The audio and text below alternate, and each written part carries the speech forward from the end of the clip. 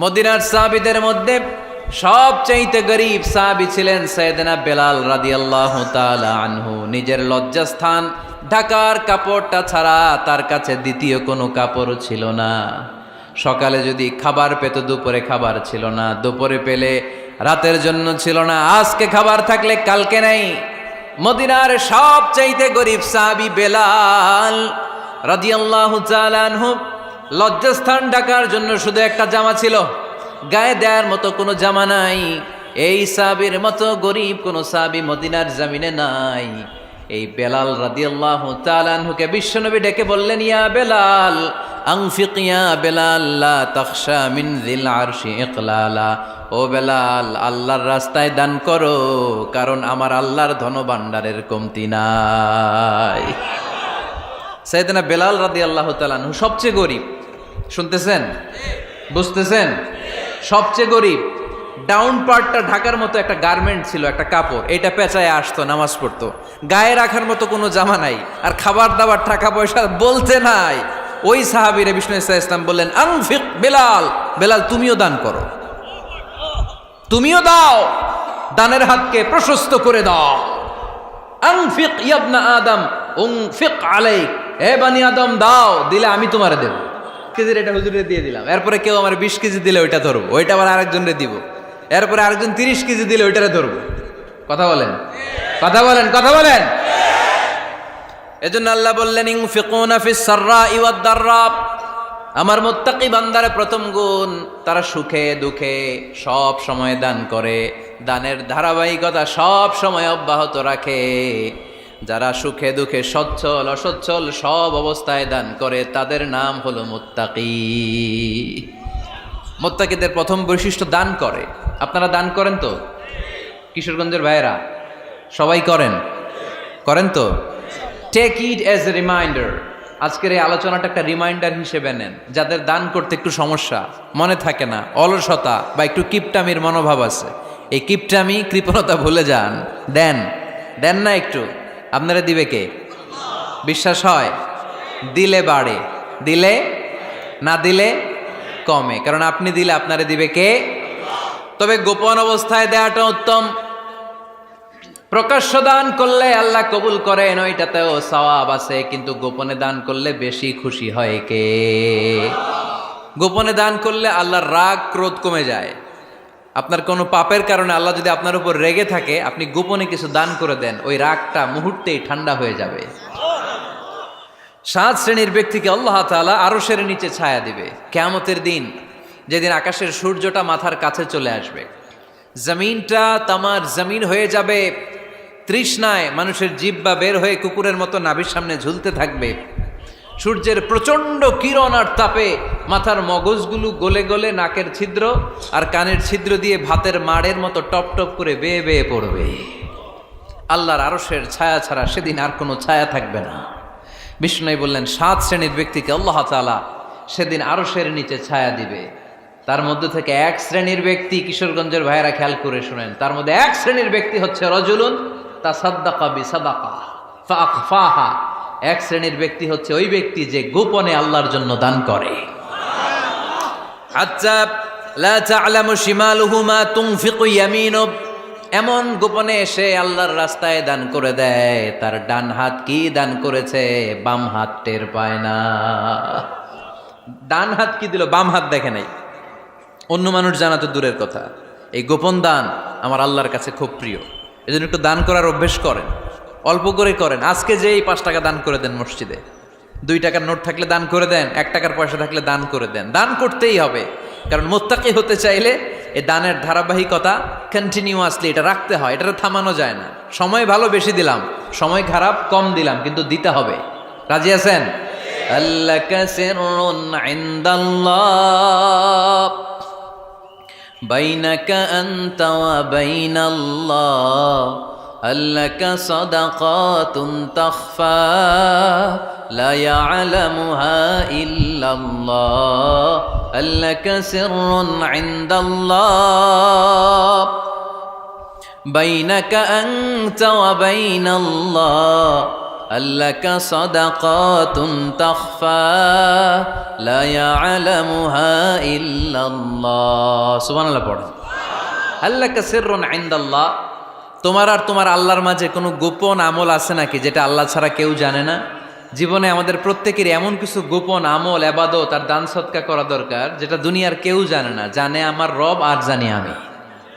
এরকম দান থাকার দরকার আছে না নাই? তোমার জীবনে এমন কোনো গোপন সাদাকা আছে নাকি যেটা আল্লাহ ছাড়া কেউ দেখেনি? এই গোপন সাদাকাটা আল্লাহ খুব পছন্দ করে। এখানে মাদ্রাসা, আজকে আমার ভাই অমুক ভাই দিবেন 2 লক্ষ টাকা, বলেন মারহাবা। এটা উনি আল্লাহর জন্য দিতে পারে, মারহাবার জন্য দিতে পারে, ঠিক কিনা? কিন্তু রাতের আধারে রাস্তার পাশ দিয়ে হেঁটে যাচ্ছেন, মসজিদের দান বাক্সটা লেখা, উপরে সাইনবোর্ডে লেখা মুক্ত হস্তে আল্লাহর ঘরের জন্য দান করুন। কেউ নাই, কাক পক্ষী নাই, রাত বাজে 2টা, হঠাৎ করে পকেট থেকে 1000 টাকার বা 100 টাকার কচকচে নোটটা আপনি দান করে দিলেন। ওই দানটা 1 কোটি টাকার দানের চেয়েও বড় দান। কারণ দুনিয়ার কেউ তখন দেখে নাই, দেখেছে কে? কেউ যেটা দেখে না সেটা দেখে কে? কেউ যেটা জানে না সেটা জানে কে? সবার চোখ ফাঁকি দেয়া গেলেও আমার আল্লাহর চোখ ফাঁকি দেয়া যায়? এজন্য দান করতে হবে একজনের খুশির জন্য, তিনি কে? এজন্য রাব্বুল আলামিন বলেন, মাসালুল্লাযীনা ইউনফিকুনা আমওয়ালাহুম ফি সাবিলিল্লাহি কামাসালি হাব্বা আনবাতাত সাবআ সানাবিলা ফি কুল্লি সুমবুলাতিন মিআতু হাব্বা ওয়াল্লাহু ইউদাঈফু লিমান ইয়াশা ওয়াল্লাহু ওয়াসিউন আলীম। সুবহানাল্লাহ পড়েন। আল্লাহ বললেন, এই যে তোমরা আমার রাস্তায় দান করো, এটার উপমা একটা চারা বীজের মতো। এই চারা বীজ জমিনে গেড়ে দিলে সেখান থেকে 60টা শীষ গজায়, প্রতিটা শীষ থেকে 100টা করে দানা হয়, প্রতিটা শীষে জন্ম নেয় শত শস্য দানা। সুবহানাল্লাহ।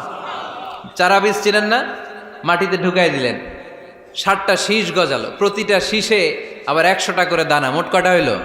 700টা। এক চারা বীজ থেকে যেমনি 700 দানা গজায়, তেমনি 1 টাকা দান করলে এরকম 700 গুণ সওয়াব আপনার আমলনামায় ঢুকাই দিবে কে?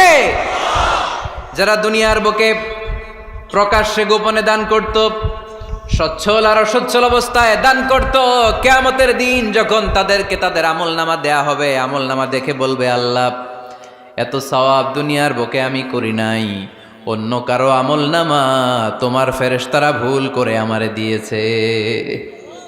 আল্লাহ এত আমলনামা তো আমি করি নাই, এত নেক কাজ কোত্থেকে আসলো? এটা আমার না, তোমার ফেরেশতারা ভুল করে আরেকজনেরটা গছাই দিছে আমারে। আল্লাহ বলবে, না, আমার ফেরেশতারা ভুল করে না। সুবহানাল্লাহ পড়েন। ফেরেশতারা কখনো ভুল করতে পারে না, এটা তোমারই আমলনামা, আমার আমলনামা, আমি তো এত সওয়াব করি নাই। আল্লাহ বললেন, তুমি যে ওই আমার খুশির জন্য দান করেছো, ওই ছোট্ট দানটাকে আমি বড় করে তোমার আমলনামায় ঢুকাই দিচ্ছি। আরো আস্তে কোন সুবহানাল্লাহ। হাদিসে এসেছে, কামা ইউরাব্বি আহাদুকুম ফুলুয়া, তোমরা যেমনি ছাগল পালো, বাছুর পালো, আল্লাহ তাআলা তোমাদের দানটাকে এরকম পেলে পুষে বড় করে। আপনারা কিশোরগঞ্জে গরু পালেন কারা দেখি? বাড়ি বাড়ি, আপনার বাড়িতেও আছে। তো এই যে গাভী যখন বাচ্চা দেয়, বাছুর হয়, খুশি লাগে না আপনাদের? মালিক কি করে? এটারে খাওয়ায়, খাইয়ে দাইয়ে পেলে পুষে বড় করে না? কুরবানির হাটে বিক্রির জন্য। আল্লাহ বললে, তুমি যে ওই ছোট্ট দান করেছো, তোমার এই ছোট্ট দানটা আমিও এটারে খাইয়ে দাইয়ে পেলে পুষে বড় করে উহুদ পাহাড়ের সমান করে তোমার আমলনামায় ঢুকিয়ে দিয়েছি। এজন্য আল্লাহ বললেন, আল্লাযীনা ইউনফিকুনা ফিস সাররাই ওয়াদ দাররা, মুত্তাকিদের প্রথম গুণ সচ্ছল আর অসচ্ছল উভয় অবস্থায় আল্লাহর জন্য তারা দান করে। সুবহানাল্লাহ পড়েন। তাহলে মুত্তাকিদের প্রথম গুণ, তারা কি করে? জোরে বলেন, সবাই বলেন, আবার বলেন। আপনাদের কষ্ট হচ্ছে? দোয়া করে ফেলি আমরা তো। গলার আওয়াজ এত অল্প কেন? আওয়াজ করে উত্তর দেয়া যাবে? চিল্লায় পড়েন আল্লাহু আকবার। এভাবে উত্তর দিবেন, এভাবে আওয়াজ করে উত্তর দিলে আমি বুঝবো আমার কথা শুনতেছেন, বুঝতেছেন। তা না হলে আমি বুঝবো বুঝতেছেন না, আমি এত কষ্ট করে বলি, এরা বুঝে না। তো মুত্তাকিদের প্রথম গুণ, তারা কি করে? আরো জোরে বলেন, কি করে? মুত্তাকিদের 2 নাম্বার গুণ আল্লাহ বললেন, ওয়াল কাযিমিনাল গায়জ। মুত্তাকিরা শুধু সুখে দুঃখে, সচ্ছল অসচ্ছল অবস্থায় তারা দান করে না, মুত্তাকি বান্দার 2 নম্বরে বৈশিষ্ট্য, তারা রাগকে হজম করে, ক্রোধকে নিয়ন্ত্রণ করে। সুবহানাল্লাহ। মুত্তাকিনরা অল্পতে চটে যায় না, হট টেম্পার্ড না। আমাদের অনেকে আছে হট টেম্পার্ড, কিছু বুঝলেও চেতে, না বুঝলেও চেতে। এরকম চেত আছে নাকি আপনাদের? রাগ রে আপনারা কি বলেন আঞ্চলিক ভাষায়? রাগী বলেন। তো এই যে রাগী মানুষ আছে না, গুসা উঠছে,